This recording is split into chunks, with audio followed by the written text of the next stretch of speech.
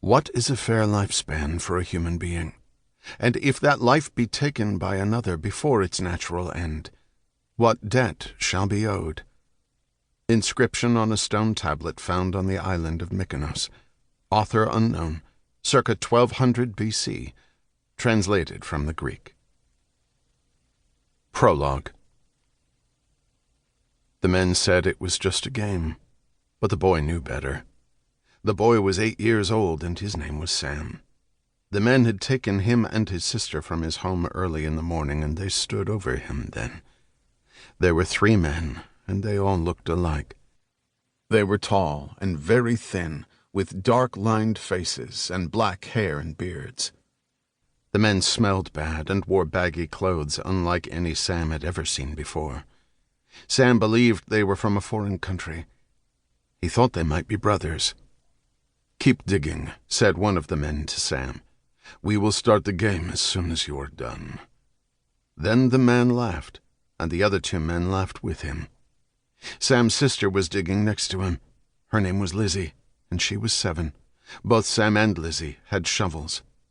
"Sam, I'm scared," Lizzie said. "Don't be scared, Lizzie," Sam said. "We will play the game and then go home." But Sam knew better. Sam also knew they were somewhere in the desert. He had been to the desert before, but this was not the same one. The sun was directly over his head, and it was very hot. Sweat had gathered on Sam's brow, and some of it dripped into Sam's eyes, stinging them. Sam wiped the sweat away with the back of his hand. Big birds were circling around the sun, and Sam recognized them as vultures. He thought he could hear the vultures making a low whining sound, but could not be sure. The ground he and Lizzie were digging in was sandy, and the brown hills in the distance were blurry and without trees or bushes. Sam thought he saw water near the hills, but he did not think it was real. Sam had learned about mirages in school, and that is what he thought the water was. There were houses surrounding him, but their windows were all broken. It looked like there had been some grass in front of the houses, but the grass was all dead now, and the air was full of its smell. He decided no one lived here anymore. "Dig faster," said the man who had spoken before. "We do not want to be late." The man laughed, and the other 2 men laughed with him. Lizzie looked questioningly at Sam. Sam gave a nearly imperceptible shake of his head. Lizzie understood. She kept digging. Sam tried to think what his father would do. His father had been a soldier, but was dead now.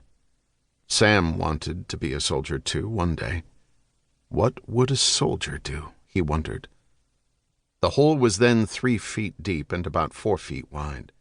Sam dug a shovel full of earth and tossed it out the side of the hole. As he did so, he snuck a look over his shoulder with his eyes only. He did not want the men to see where he was looking.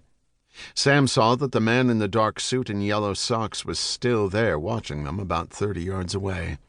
Sam thought the man in the suit was Asian.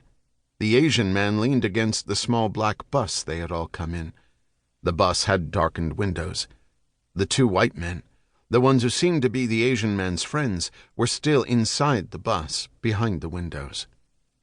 Sam knew the Asian man was the boss because the other men listened to him. The Asian man said his brother had known Sam's father, but something had told Sam not to ask how. So he did not. Sam tried to memorize the Asian man's face so he could tell the police what he looked like later.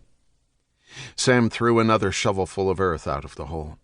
He knew if the hole got much deeper, his sister, even with his help, might not be able to climb out.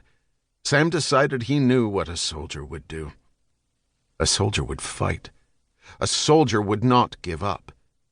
Sam waited until the man nearest him looked away.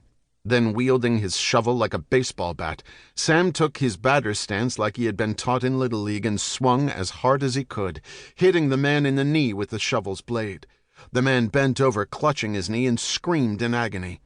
"Run, Lizzie!" Sam screamed.